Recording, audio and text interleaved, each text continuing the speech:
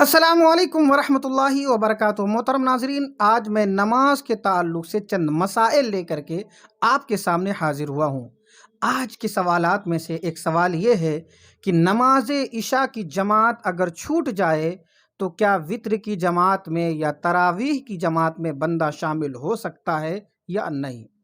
اسی طریقے سے ایک سوال یہ ہے کہ نماز مغرب کی جماعت کی صرف آخری رکعت ملی، تو ایسی صورت میں بعد میں جو بقیہ رکعتیں پوری کرنے کے لیے بندہ کھڑا ہو تو دونوں رکعتوں میں سورہ فاتحہ کے بعد کوئی دوسری سورت پڑھے یا نہ پڑھے، اور اس کے اتحیات پڑھنے کا طریقہ کیا ہے؟ کیا ہر رکعت میں اتحیات پڑھے یا 2 رکعت پوری کرنے کے بعد اتحیات پڑھے؟ اسی طریقے سے ایک سوال یہ بھی ہے کہ رسول کریم صلی اللہ تعالی علیہ وسلم کو نماز پڑھنا کس نے سکھایا؟ اب ایسے ہی ایک سوال یہ بھی ہے کہ عورت اپنی نماز پڑھتے وقت جب ہاتھ باندھتے وقت، نیت باندھتے وقت اپنے ہاتھوں کو کہاں تک اٹھائے اور اس کے باندھنے کا طریقہ کیا ہے؟ تو سب سے پہلے ہمیں جاننے کی کوشش کرتے ہیں کہ نماز عشاء کی اگر جماعت چھوٹ جائے، ایک بندہ مسجد میں داخل ہوا، کیا دیکھ رہا ہے کہ نماز عشاء ہو چکی ہے، تراویح کی جماعت چل رہی ہے، تو ایسے وقت میں وہ کیا کرے؟ تو اس کے لیے ضروری ہے کہ سب سے پہلے نماز عشاء پڑھے۔ نماز عشاء پڑھنے کے بعد اب وہ تراویح کی جماعت میں شامل ہو جائے۔ تراویح کی رکعتوں کو مکمل کرنے کے بعد اب وہ وتر پڑھے۔ ہاں، وتر پڑھنے کا طریقہ یہ ہے کہ وتر کی جماعت میں شامل نہ ہو بلکہ وتر کی نماز وہ تنہا پڑھے، یعنی جس شخص کی نماز عشاء کی جماعت چھوٹ جائے وہ نماز وتر بھی بغیر جماعت کے پڑھے۔ اب دوسرا سوال یہ آیا ہے کہ مغرب کی نماز میں آخری رکعت ملی اور اخیر رکعت امام کے ساتھ مکمل کرنے کے بعد اب بقیہ 2 رکعت پڑھنے کے لیے آدمی کھڑا ہو، تو بھری پڑھے یا خالی پڑھے؟ بھری کا مطلب یہ ہوا کہ سورہ فاتحہ کے بعد کوئی دوسری سورت ملائے، اور خالی کا مطلب یہ ہوا کہ سورہ فاتحہ کے بعد کوئی دوسری سورت نہ ملائے۔ تو طریقہ یہ ہے کہ اپنی 2 چھوٹی ہوئی رکعتوں کو پورا کرنے کے لیے جب بندہ کھڑا ہوگا تو ان رکعتوں کو بھری پڑھے گا، یعنی سورہ فاتحہ کے بعد کوئی دوسری سورت بھی ملائے گا۔ اب اس میں اتحیات پڑھنے کا طریقہ یہ ہے کہ ایک بار تو اتحیات امام کے ساتھ پڑھا، اب دوسری رکعت پڑھنے کے لیے جب بندہ کھڑا ہو امام کے سلام پھیرنے کے بعد، تو دوسری رکعت پوری کرنے کے بعد بھی بیٹھ کر کے اتحیات پڑھے، اور اس کے بعد اب تیسری رکعت پوری کرے، تیسری رکعت کے بعد اخیر میں پھر اتحیات پڑھے۔ اس کا طریقہ یہ ہے۔ ایک سوال یہ بھی کیا گیا، نماز فجر کی سنت اگر چھوٹ جائے تو کیا کرے؟ ایک بندہ مسجد میں داخل ہوا، دیکھ رہا ہے کہ نماز فجر کی جماعت ختم ہونے والی ہے، اب جلدی سے دوڑ کر کے نماز فجر کی جماعت میں شامل ہو گیا، نماز فجر کی جماعت میں شامل ہو گیا، فرض ادا کر لیا۔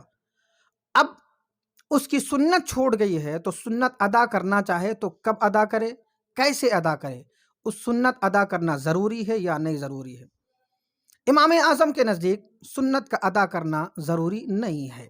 حضرت امام محمد کہتے ہیں کہ بہتر یہ ہے کہ سنت بھی ادا کرے، مگر اس کا وقت یہ ہے کہ جب سورج طلوع ہو جائے، اس کے بعد زوال سے پہلے اپنی فجر کی سنت کو بھی پڑھنا چاہے تو پڑھ سکتا ہے، اور اگر زوال کا وقت بھی ختم ہو گیا، زوال کے بعد بھی پڑھنا چاہے تو اب نہیں پڑھ سکتا۔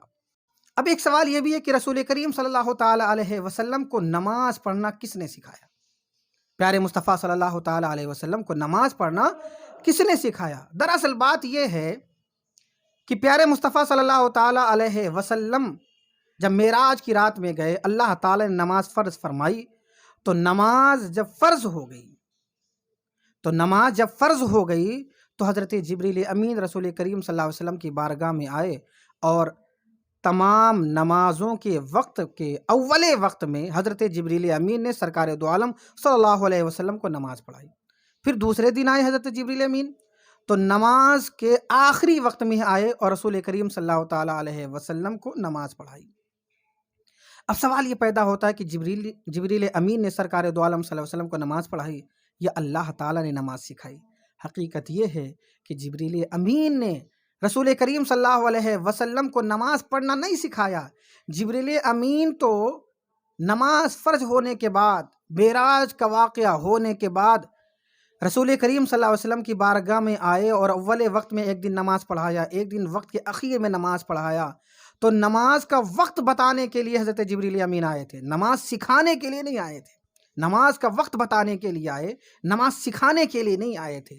نماز تو پروردگار عالم نے اپنے پیارے محبوب کو پہلے ہی سکھا دیا تھا، اس لیے کہ واقع معراج سے پہلے بھی پیارے مصطفیٰ صلی اللہ تعالی علیہ وسلم نماز پڑھتے تھے، نماز ادا فرماتے تھے۔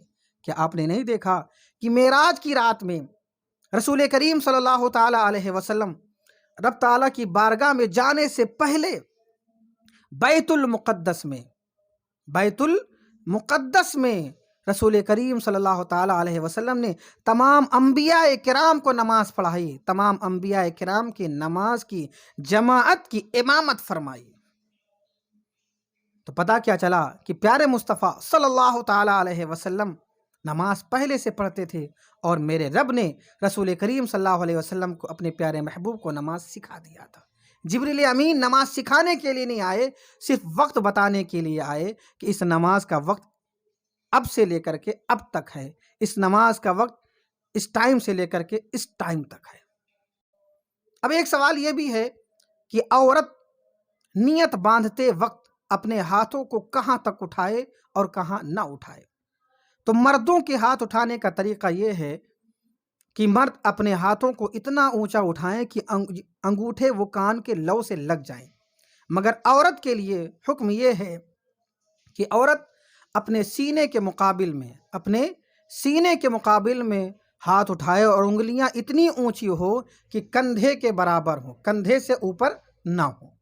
اور ہاتھ کہاں باندھے؟ سینے کے اوپر، بایاں ہاتھ نیچے ہو اور داہنا ہاتھ اوپر ہو۔ اس طریقے سے عورتیں نیت باندھ لیں۔ السلام علیکم ورحمۃ اللہ وبرکاتہ۔